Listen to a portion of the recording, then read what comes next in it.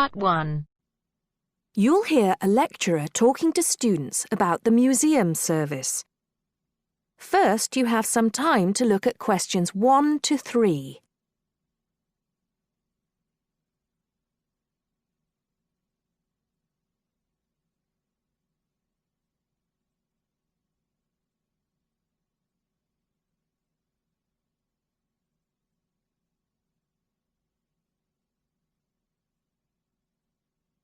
Now listen carefully and answer questions 1 to 3.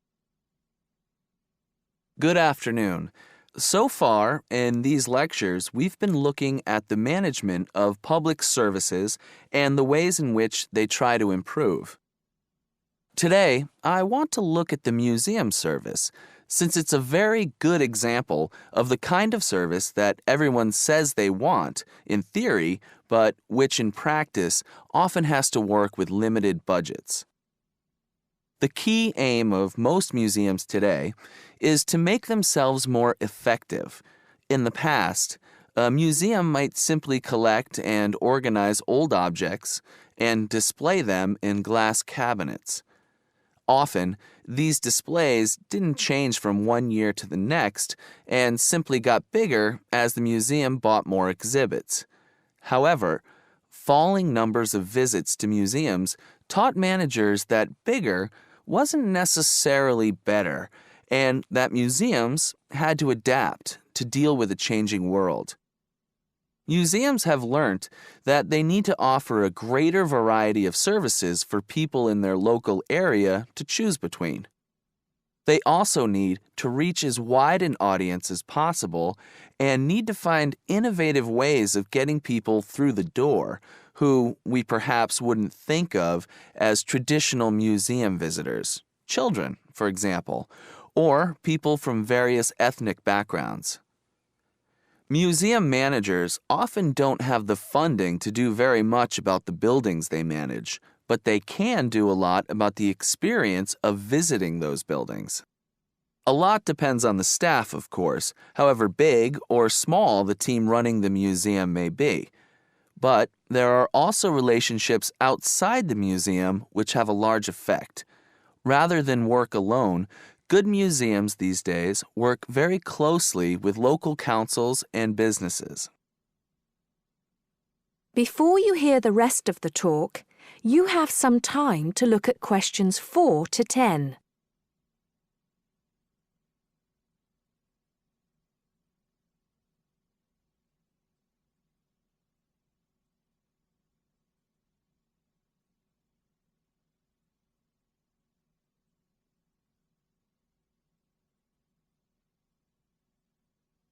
Now listen and answer questions 4 to 10. These relationships can be quite complicated, and it's important to understand the different responsibilities. Most museums find that there are things that are the direct responsibility of staff, such as planning and designing new public displays, and there are things that they need outside help for. I'd like to go on to consider some of these areas. Museums have for a long time complained of a lack of funding. They're often not at the top of the list when it comes to local councils deciding what to do with their money.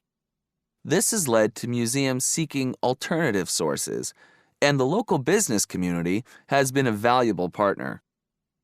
More often than not these days, you'll see that an exhibition is sponsored by a business that has some connection to the subject. Their logo will appear on any promotional material that the museum produces to advertise its events, such as leaflets and ads in the local press.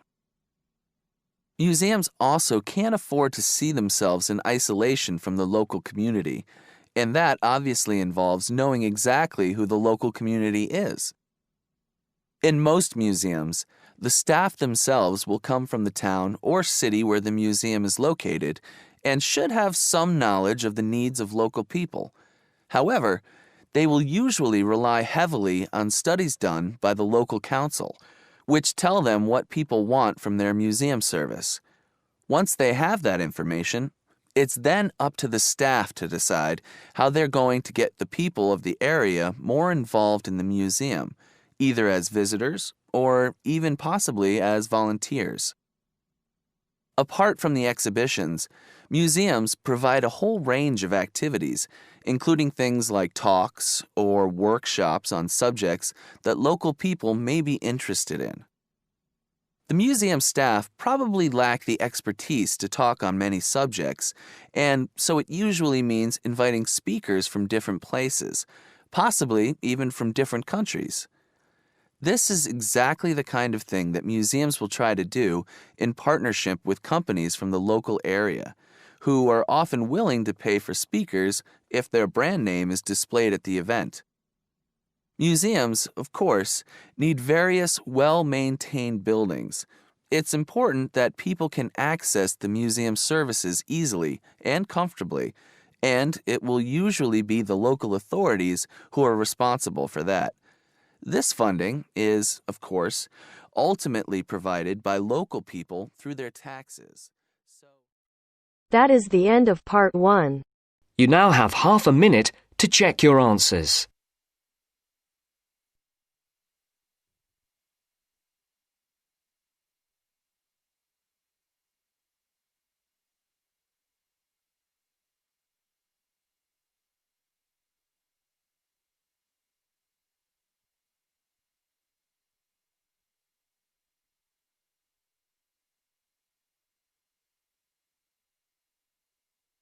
Now turns to part 2. Part 2. You will hear part of an introductory talk about a library. Listen and answer questions 11 to 15.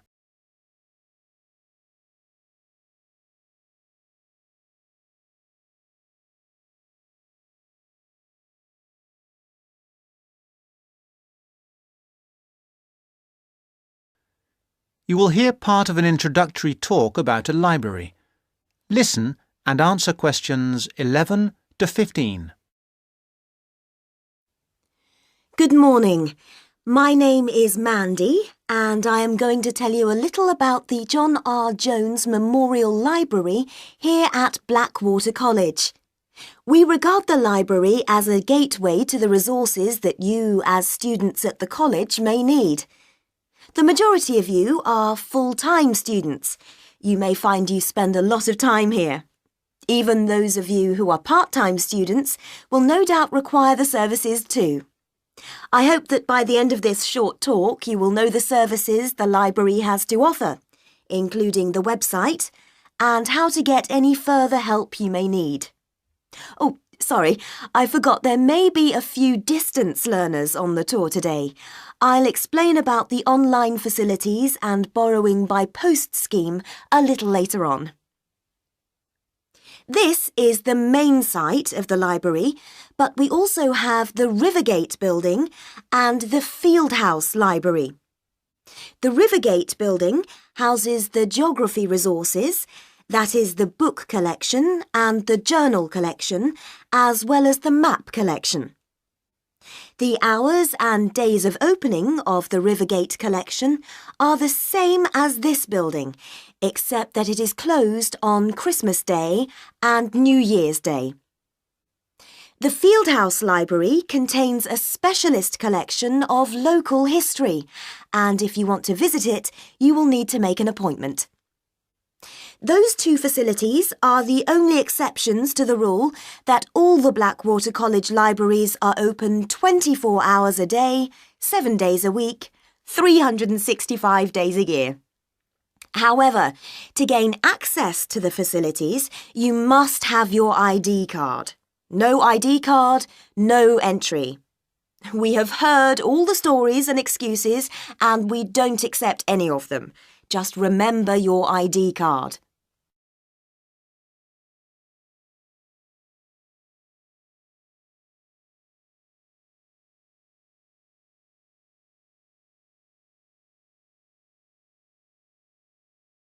Before you hear the rest of the talk, you have some time to look at questions 16 to 20.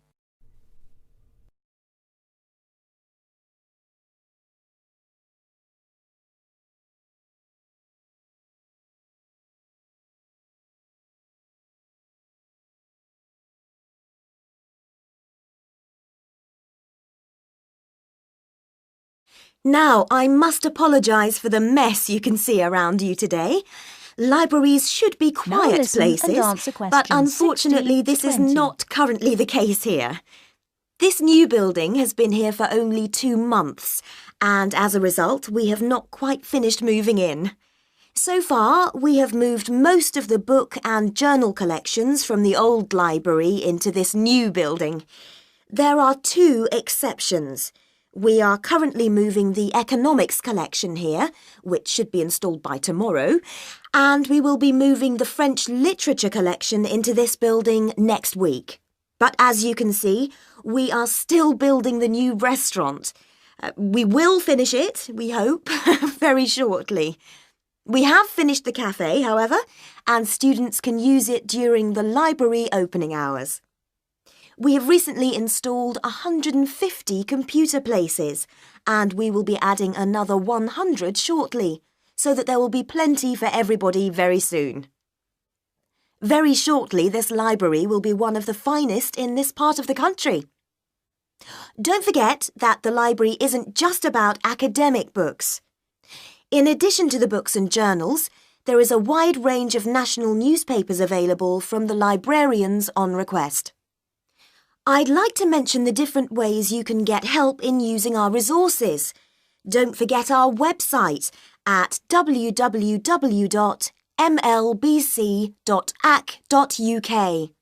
There are the full catalogues, and journal access is available if you have your password and ID number. Now, any questions? That is the end of part 2. You now have half a minute to check your answers.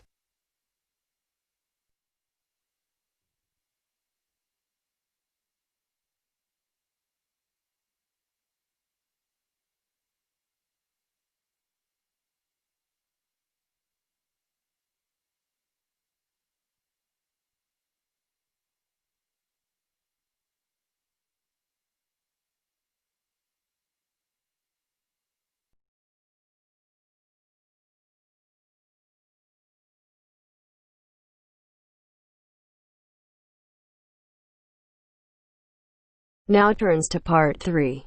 Part 3. First, you have some time to look at questions 21 to 26.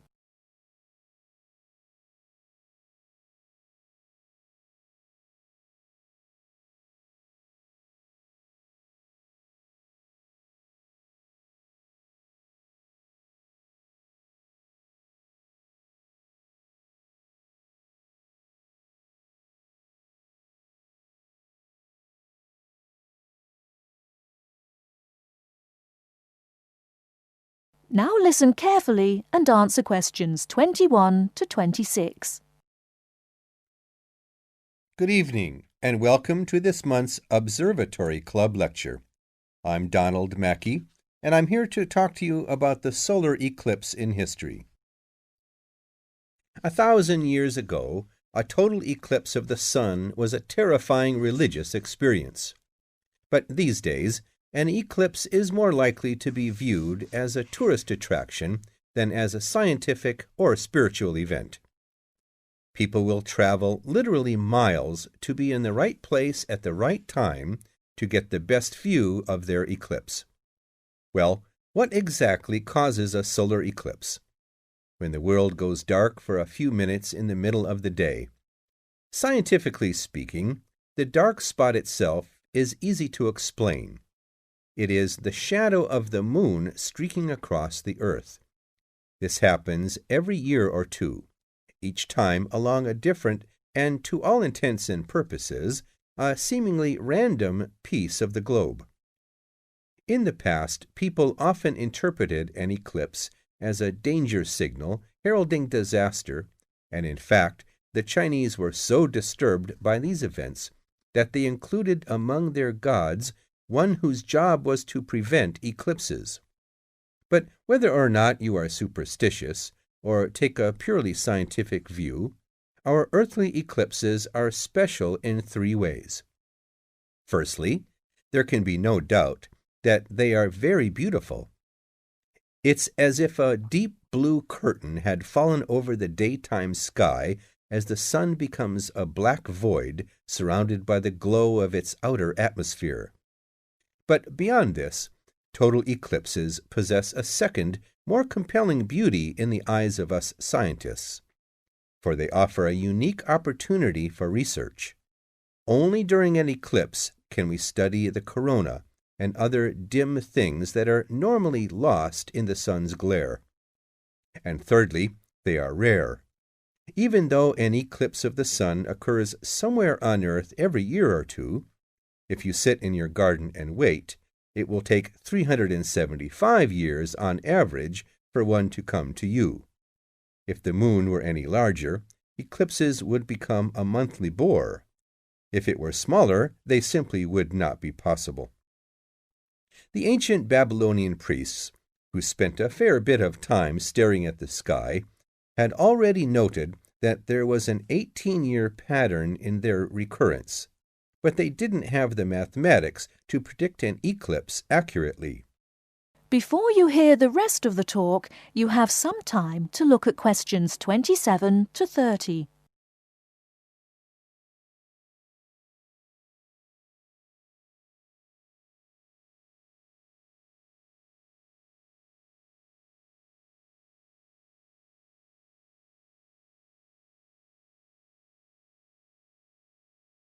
Now listen and answer questions 27 to 30. It was Edmund Halley, the English astronomer, who knew his maths well enough to predict the return of the comet, which incidentally bears his name, and in 1715 he became the first person to make an accurate eclipse prediction. This brought eclipses firmly into the scientific domain, and they have since allowed a number of important scientific discoveries to be made. For instance, in the eclipse of 1868, two scientists, Janssen and Lockyer, were observing the sun's atmosphere, and it was these observations that ultimately led to the discovery of a new element. They named the element helium after the Greek god of the sun. This was a major find because helium turned out to be the most common element in the universe after hydrogen. Another great triumph involved mercury. I'll just put that up on the board for you now. See, there's Mercury, the planet closest to the sun. Then there's Venus, Earth, etc. For centuries, scientists had been unable to understand why Mercury appeared to rotate faster than it should. Some astronomers suggested that there might be an undiscovered planet causing this unusual orbit, and even gave it the name Vulcan. During the eclipse of 1878, an American astronomer, James Watson, thought he had spotted this so-called lost planet. But alas for him, he was later obliged to admit that he had been wrong about Vulcan and withdrew his claim. Then Albert Einstein came on the scene. Einstein suggested that rather than being wrong about the number of planets, astronomers were actually wrong about gravity. Einstein's theory of relativity, for which he is so famous, disagreed with Newton's law of gravity in just the right way to explain Mercury's odd orbit. He also realized that a definitive test would be possible during the total eclipse of 1919, and this is indeed when his theory was finally proved correct. So there you have several examples of how eclipses have helped to increase our understanding of the universe. And now let's move on to social.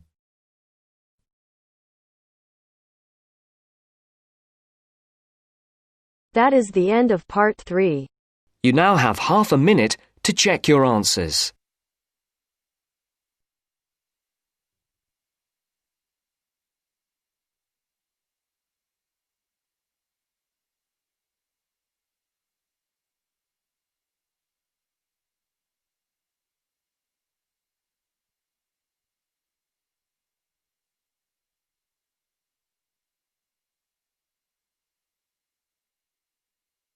Now turns to part 4.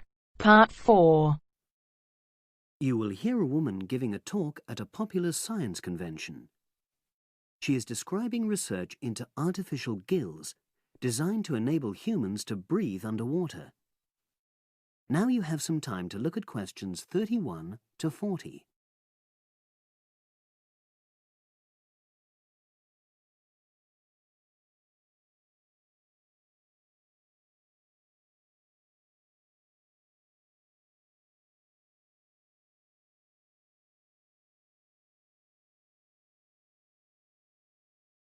Now listen and answer questions 31 to 40.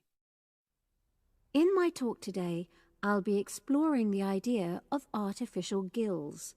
I'll start by introducing the concept, giving some background and so forth, and then I'll go on to explain the technological applications, including a short, very simple experiment I conducted.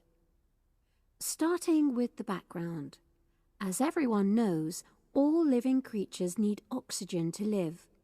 Mammals take in oxygen from the atmosphere by using their lungs, and fishes take oxygen from water by means of their gills, which of course in most fishes are located either side of their head.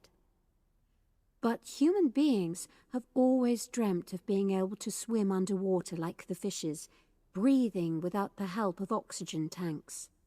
I don't know whether any of you have done any scuba diving, but it's a real pain having to use all that equipment. You need special training, and it's generally agreed that tanks are too heavy and big to enable most people to move and work comfortably underwater. So scientists are trying a different tack.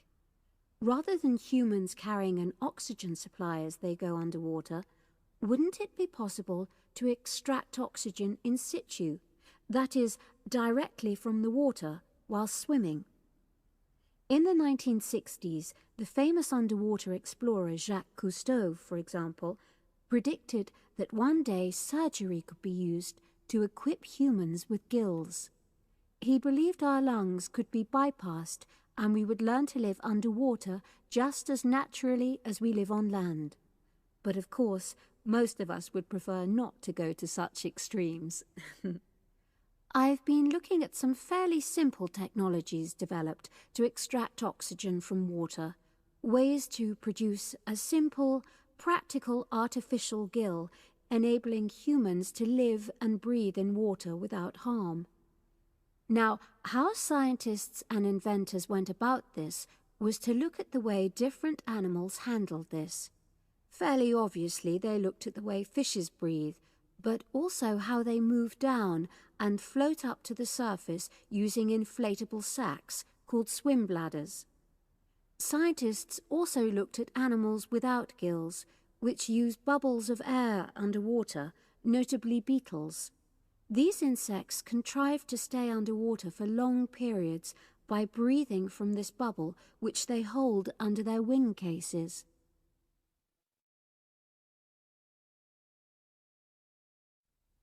By looking at these animal adaptations, inventors began to come up with their own artificial gills. Now, making a crude gill is actually rather easy, more straightforward. You take a watertight box, which is made of a material which is permeable to gas, that is, it allows it to pass through inwards and outwards. You then fill this with air, fix it to the diver's face, and go down underwater. But a crucial factor is that the diver has to keep the water moving so that water high in oxygen is always in contact with the gill, so he can't really stay still. And to maximize this contact, it's necessary for your gill to have a big surface area. Different gill designers have addressed this problem in different ways, but many choose to use a network or lattice arrangement of tiny tubes as part of their artificial gills. Then the diver is able to breathe in and out. Oxygen from the water passes through the outer walls of the gill, and carbon dioxide is expelled. In a nutshell, that's how the artificial gill works.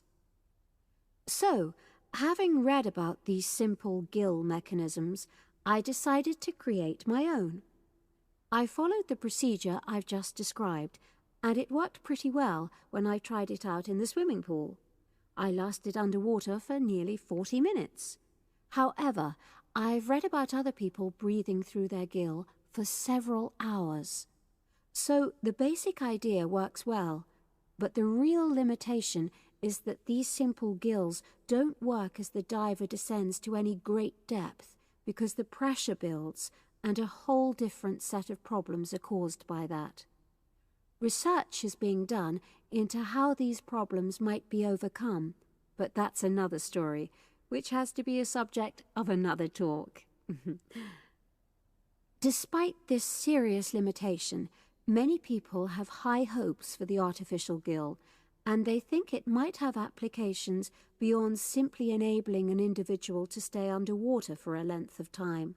For example, the same technology might be used to provide oxygen for submarines, enabling them to stay submerged for months on end without resorting to potentially dangerous technologies such as nuclear power. Another idea is to use oxygen derived from the water as energy for fuel cells. These could power machinery underwater, such as robotic devices. So, in my view, this is an area of technology with great potential. Now, if anyone has any questions, I'd be happy to answer. Yes, lady at the... That is the end of part 4. You now have half a minute to check your answers.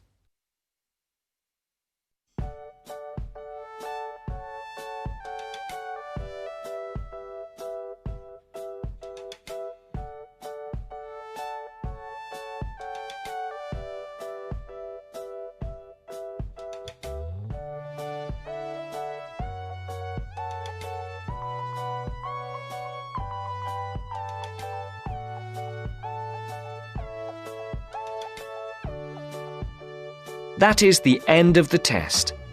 You now have 10 minutes to transfer your answers to your Ielts listening answer sheet.